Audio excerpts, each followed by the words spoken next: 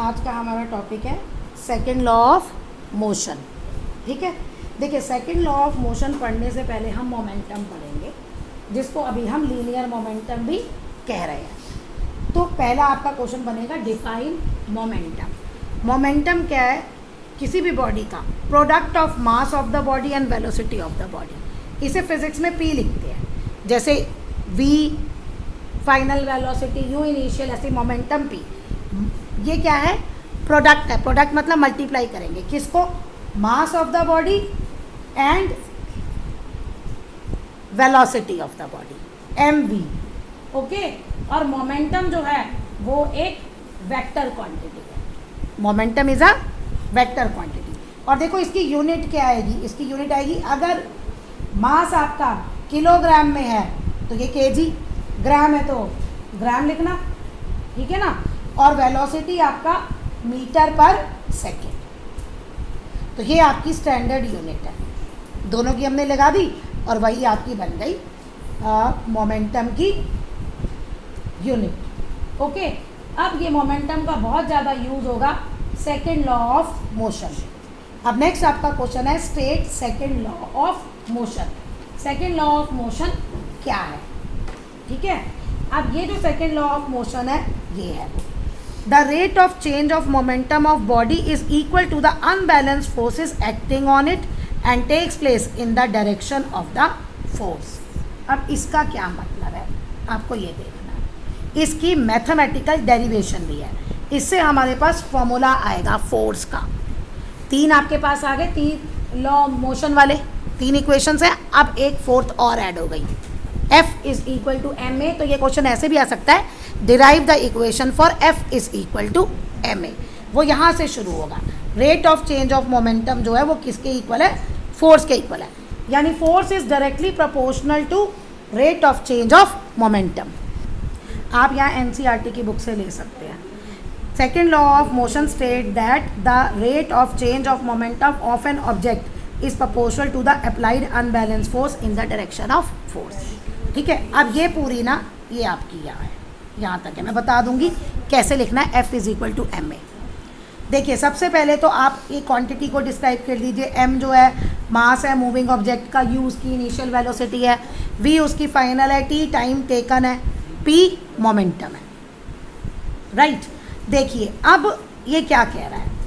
ये कह रहा है फोर्स जो है that is proportional to rate of change of momentum.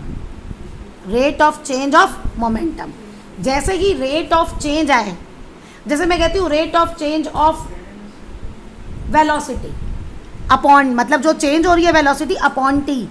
Rate of change of momentum, जो मोमेंटम चेंज हो रहा है यानी जो पहले था बाद में था उसका difference upon T. Rate of change मतलब अपॉन टी। अब ये देखो शुरू में मोमेंटम कितना है, ये यहाँ से है, चेंज इन मोमेंटम से इन्होंने लिया है। तो जो चेंज ऑन मोमेंटम है वो है P2 माइनस P1। ये फाइनल मोमेंटम है, mv ये इनिशियल मोमेंटम है। रेट ऑफ चेंज दोनों को माइनस करेंगे। अब मैं सीधा यहाँ से बताती, rate of change of momentum directly proportional to force, यानी कि ये आ गया rate of change of momentum upon T, ये फोर्स के प्रोपोर्शनल है। ओके, तो ये यहाँ पे इन्होंने वही लिखा है। देखो फिजिक्स में या साइंस में जब भी हम ये प्रोपोर्शन मतलब ये बढ़ेगा तो ये भी बढ़ेगा। जब भी हम कोई प्रोपोर्शनल में साइन हटाते हैं ना, इक्वल टू लगाते हैं तो एक k लेते हैं कांस्टेंट, और इस k की वैल्यू उस केस से हम फाइंड आउट करते हैं जहाँ हमें F भी पता है, एक्सपेरिमेंट करते हैं, V भी पता है, U भी पता है, T भी पता है, M भी पता है, सब पता है। फिर वो करके हम यहाँ k की वैल्यू निकालते हैं। तो वही जब k की वैल्यू हमने फाइंड आउट की तो वो आई 1। The value k comes out to be 1। Okay, पूरा जब हमने एक्सपेरिमेंटली वो किया, देखो यहाँ k is the constant of proportionality.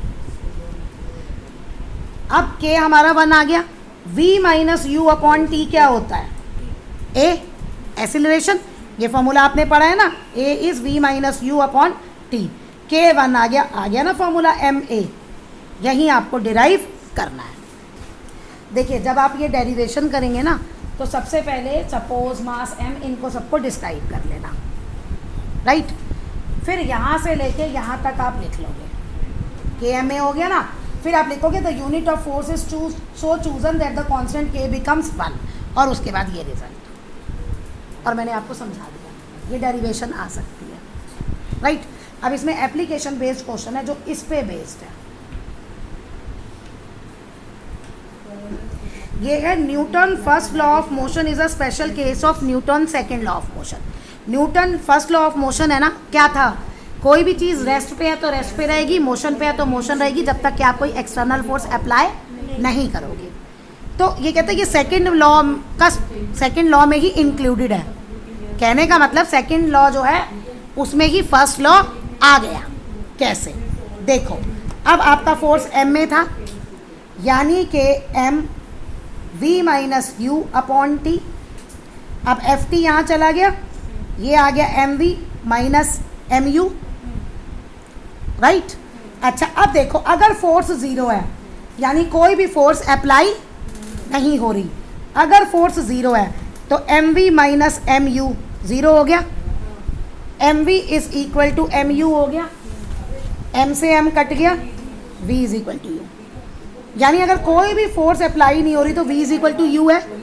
यानी कि अगर बॉडी रेस्ट में है तो रेस्ट पे रहेगी, और अगर मोशन में है तो मोशन में रहेगी, जब फोर्स आपका ज़ीरो है।